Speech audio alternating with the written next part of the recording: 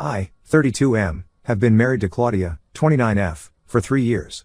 We met at my friend Tom's birthday party 5 years ago. Tom had invited both of us knowing we were single and might get along well. He was right, we clicked instantly over our shared love for hiking and old movies. After dating for 2 years, during which we went on countless adventures together and really got to know each other's families, we decided to get married. Our wedding was small but beautiful, just close friends and family. Everyone who knew us always said we were perfect for each other. Even our parents got along great, which made family gatherings enjoyable rather than stressful. We both had good jobs. I run my family's construction business, and Claudia works as a marketing manager at a tech company. Life was going pretty smoothly until about 6 months ago when Claudia started experiencing panic attacks. The first one happened at her workplace during a presentation. Her coworker Sarah called me saying Claudia was shaking uncontrollably and couldn't breathe properly. I rushed to her office and found her in the break room, pale and terrified. I immediately took her to the hospital where they gave her some medication to calm down. The doctor suggested she should see a psychologist to understand the root cause of these attacks. I spent the next few days researching psychologists who specialized in anxiety disorders. Several names came up, but Dr. James Peterson, 34M, had the best reviews online. He had his own clinic downtown and specialized in treating anxiety and panic disorders. His website showed impressive credentials, a doctorate from a prestigious university and several published papers on anxiety treatment. Claudia started seeing him twice a week, Tuesdays and Thursdays after work. Initially, everything seemed normal. She would come back from her sessions looking relieved and would tell me how Dr. Peterson was helping her understand her anxiety better. She said he was teaching her breathing techniques and helping her identify her anxiety triggers. But things started changing about 2 months into her therapy. Claudia became increasingly distant. She stopped sharing details about her sessions, saying Dr. Peterson had emphasized the importance of keeping therapy discussions private. While I understood the need for confidentiality, something felt off about how secretive she had become. Then she started staying out late, claiming her sessions were running longer than usual. Sometimes she wouldn't return until 9 or 10 p.m. When I texted asking if she wanted me to pick her up, she would say she was getting dinner with a friend or had to work late. This was unusual because she had always let me know her plans in advance. When I expressed concern about these late sessions and her vague explanations, she became defensive and accused me of being controlling. She said Dr. Peterson had helped her realize how I was suffocating her with my overprotective nature. According to her, my concern about her whereabouts was a sign of my need to control her movements. This accusation shocked me because I had always supported her independence. Throughout our relationship, I encouraged her to pursue her career goals and maintain her social life. I never questioned her girls' nights out or business trips. In fact, I often pushed her to spend more time with her friends, knowing how important those relationships were to her. Things escalated when she started claiming I was emotionally abusive. She said Dr. Peterson had pointed out how my behavior patterns showed signs of manipulation and control. Apparently, by always being there for her during her panic attacks instead of letting her handle things herself, I was making her dependent on me.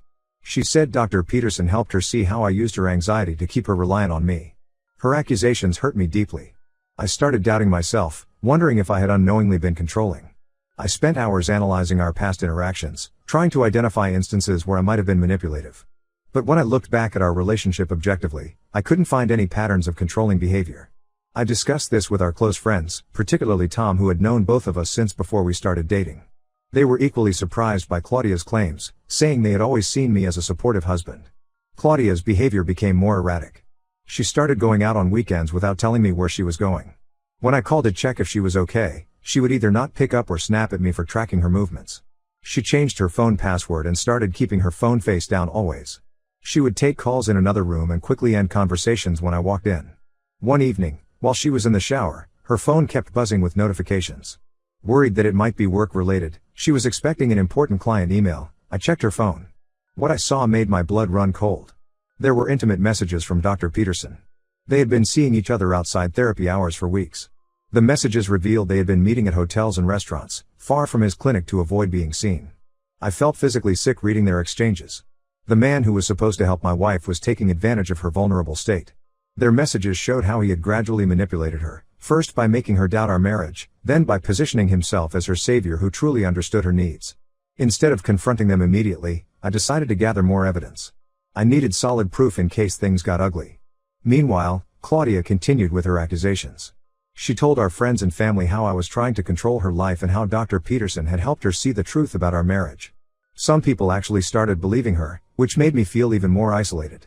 My friend Mark, who works in IT, suggested installing a tracking app on her phone to gather evidence. Although I felt guilty about invading her privacy, I knew I needed concrete proof. The app revealed that instead of attending therapy sessions twice a week, she was meeting Dr. Peterson at various hotels and restaurants across town. I also discovered she had opened a separate bank account and was transferring small amounts regularly. When I checked our joint account statement, I found regular withdrawals that coincided with her supposed therapy sessions. She was paying for their hotel stays using our joint account. Last week, she told me she needed space to figure things out and suggested we should separate for a while.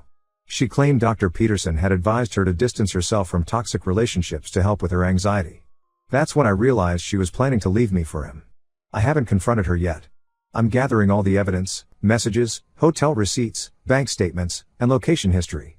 I plan to report Dr. Peterson to the medical board for his unethical behavior. I have also contacted a divorce lawyer to understand my options. I feel betrayed not just by my wife but also by someone who was supposed to help her. The worst part is that she's using mental health as an excuse to justify her affair. I don't know how to confront her without making her panic attacks worse, but I also can't continue living this lie. Update 1. After gathering all the evidence, I finally confronted Claudia last Thursday. I had spent days organizing everything, screenshots of their text messages going back 3 months, hotel receipts from 6 different hotels, location history showing their regular meetups, and bank statements showing withdrawals that perfectly matched their hotel stays. I also had screenshots of their intimate conversations where they discussed their future plans together. I chose a time when I knew she wouldn't have work the next day. After dinner, I asked her to sit down as we needed to talk. She initially seemed annoyed, probably thinking I was going to bring up her late nights again. I started by showing her their text messages. Her face went pale immediately. Before she could come up with excuses, I laid out everything else, the hotel receipts, bank statements, and location data. Instead of denying anything, she broke down completely. Through her tears, she admitted to the affair. She said Dr. Peterson had made her feel understood in a way I never did. According to her, during their sessions, he listened to her problems without judgment. She claimed he showed her attention in ways that made her feel special and heard. She confessed they had been physically intimate for the past 2 months. The affair started after an evening session when he invited her for coffee to discuss her progress in a more casual setting. That coffee meeting led to dinner, and things escalated from there. She said he made her feel young and desirable again, though I couldn't understand this as we're practically the same age. What infuriated me most was learning that her accusations about me being controlling and abusive were actually scripted by Dr. Peterson. He had systematically convinced her that my supportive behavior was actually a form of control. He planted ideas in her head during their sessions, suggesting that my concern during her panic attacks was actually manipulation to make her dependent on me. I immediately reported him to the state medical board, submitting all the evidence I had gathered.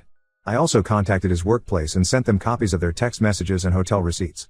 The clinic where he practiced was shocked. Apparently, he had painted himself as a dedicated professional who often worked late to help patients. They immediately suspended him pending investigation. After consulting with my lawyer, I filed for divorce citing adultery. The lawyer said the evidence I had gathered would make the divorce proceeding straightforward. When Claudia realized I was serious about divorcing her, she completely changed her tune. Suddenly, she wasn't the confident woman who had been accusing me of being controlling. Instead, she tried to blame everything on Dr. Peterson. She claimed he had gradually manipulated her into the affair. According to her, he would use their sessions to point out problems in our marriage, many of which she hadn't even considered before. He apparently told her that her panic attacks were a result of suppressed dissatisfaction with our relationship. While he might have manipulated her, it didn't excuse her actions or the horrible lies she spread about me. The most painful discovery was learning about the extent of lies she had told her family and friends. She had told her sister that I monitored her phone calls. She told her parents that I controlled our finances, despite the fact that she had access to all our accounts. She even told some friends that I had threatened to use her panic attacks against her if she ever tried to leave me.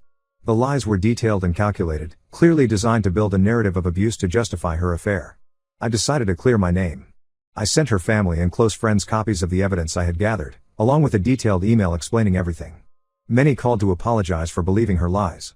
Her sister, who had been particularly cold to me in recent weeks, broke down crying when she called to apologize. To my shock, after I reported Dr. Peterson to the medical board, several other patients came forward with similar stories. 2 women reported he had tried to initiate romantic relationships with them during therapy. Another said he had suggested meeting outside of therapy hours to discuss her progress more comfortably. The medical board is now investigating all these claims. They've scheduled a hearing next month where I'll need to testify. My lawyer says given the pattern of behavior with multiple patients, Dr. Peterson will likely lose his license. He apparently violated multiple ethical guidelines, including having sexual relationships with patients and deliberately manipulating them for personal gain. Meanwhile, Claudia has been desperately trying to save our marriage. She shows up at my workplace, sends long texts about how sorry she is, and has even gotten her parents to plead her case. She keeps saying she made a huge mistake and wants to work on our marriage. But I can't get past her betrayal, especially how she tried to destroy my reputation to cover up her affair. The trust is completely broken. I've moved out of our house and am staying with my brother for now.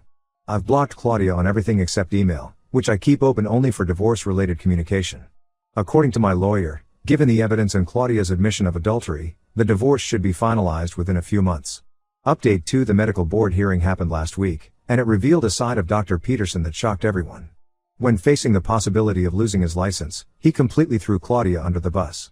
His defense strategy was to paint himself as a victim of unstable patients who misinterpreted his professional care.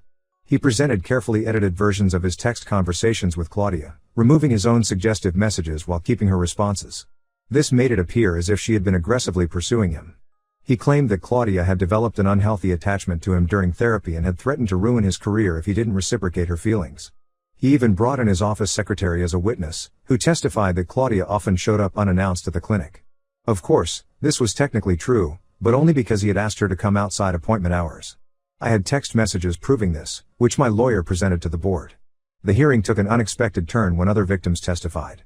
3 former patients shared similar stories about how Dr. Peterson had manipulated them during vulnerable periods of their lives. One woman described how he had suggested private dinner meetings to discuss her progress. Another revealed he had tried to kiss her after a therapy session. Dr. Peterson's response to these testimonies was cold and calculated. He tried to discredit each woman, suggesting they were emotionally unstable and had misinterpreted his professional concern. He even brought up their mental health histories, trying to paint them as unreliable witnesses. But his strategy backfired when the board saw the pattern in his behavior. The evidence against him was overwhelming. The board not only revoked his license but also recommended criminal investigation for potential abuse of power. They were particularly concerned about his pattern of targeting vulnerable patients and using therapy sessions to manipulate them. After losing his license, Dr. Peterson showed his true colors. He completely cut off contact with Claudia. He blocked her number, removed all traces of their relationship from his devices, and even deleted his social media accounts. When Claudia went to his office to confront him, he had security escort her out. His lawyer sent her a cease and desist letter, threatening legal action if she continued trying to contact him. This total rejection hit Claudia hard. She realized how completely he had used her. Last week, she showed up at my brother's house at 2 a.m., crying and begging for another chance. She admitted that during their affair, her panic attacks had actually gotten worse, not better. The guilt of cheating and lying was overwhelming her, but Dr. Peterson had convinced her that her increased anxiety was because of me. Claudia's family is furious with Dr. Peterson. Her father, who initially believed her claims about me being abusive, now wants to sue him. But my lawyer advised against it, saying it would only prolong our connection to this mess. Since the hearing, Claudia has been sending me long emails daily. She talks about how therapy with a new, legitimate counselor has helped her understand her actions. She keeps suggesting couples counseling, promising to sign any agreement I want, and swearing she'll spend the rest of her life making it up to me. But I'm done. The divorce is proceeding smoothly, and I expect it to be finalized next month. While I feel some sympathy for how Dr. Peterson manipulated her, I can't forgive how she tried to destroy my reputation. She could have talked to me about any issues in our marriage, but instead, she chose to believe a manipulative man who was clearly taking advantage of her. Some of our mutual friends think I'm being too harsh, that I should give her another chance since she was manipulated during a vulnerable time. But they didn't experience the betrayal of having their spouse deliberately try to paint them as an abuser. They didn't have to deal with family and friends looking at them with suspicion and judgment. Update 3: The divorce was finalized last week. Despite Claudia's attempts to delay it, including offering to sign a postnuptial agreement giving me control of all our assets, I stayed firm in my decision. The judge was particularly understanding after seeing the evidence of her affair and the false accusations she had spread about me. An interesting development occurred when Dr. Peterson's former receptionist, Maria, reached out to me after the medical board hearing. She had worked at his clinic for 3 years and had witnessed his pattern of targeting specific patients. According to her, he would research potential patients before taking them on, specifically looking for those from wealthy backgrounds. Maria revealed that Dr. Peterson had Googled me before accepting Claudia as a patient. He had found articles about my family's construction business and figured Claudia would be an easy target due to her anxiety issues. He had done this with several other patients, but most had rejected his advances or dropped out of therapy when they felt uncomfortable. The most disturbing part was learning that he kept detailed notes about patients' financial status and relationship vulnerabilities. Maria had found these notes while cleaning his office after he was suspended. She turned them over to the medical board, which led to a broader investigation into his practice. Claudia's family finally stopped enabling her attempts to reconcile with me. Her sister called me last week to apologize again. She shared some insights about Claudia's past that explained a lot. Apparently, Claudia had always been attention-seeking since childhood. She would often exaggerate or make up problems to get people to focus on her. Their parents had enabled this behavior by always giving in to her demands. Dr. Peterson has moved to Arizona after losing his license. He's now working as a life coach, marketing himself as someone who understands the unique challenges of successful women. Several of his former patients have filed civil lawsuits against him. Claudia wanted to join these lawsuits, but I advised her through our lawyers to stay away from anything involving him. Claudia still emails me regularly. She updates me about her life, her new therapy sessions, and expresses regret about her actions. Last week, she sent a 12-page letter taking full responsibility for everything and acknowledging how her attention-seeking behavior had destroyed our marriage. While I appreciate her finally taking accountability, my response remains the same: I wish her well but want no contact. I've moved into a new house in a different part of town and am focusing on expanding our business. My brother has joined the company, which has been a positive change. The whole experience has taught me valuable lessons about trusting my instincts. Looking back, there were red flags I ignored because I was trying to be understanding and supportive. Several friends have tried to set me up on dates, but I'm not ready yet. I need time to process everything and rebuild my trust in relationships. The betrayal wasn't just about the affair, it was about how easily Claudia was willing to destroy my reputation to justify her actions. I don't regret ending the marriage. Some betrayals cut too deep to forgive. While I hope Claudia gets the help she needs, I know staying away from her is the best decision for my mental health and future.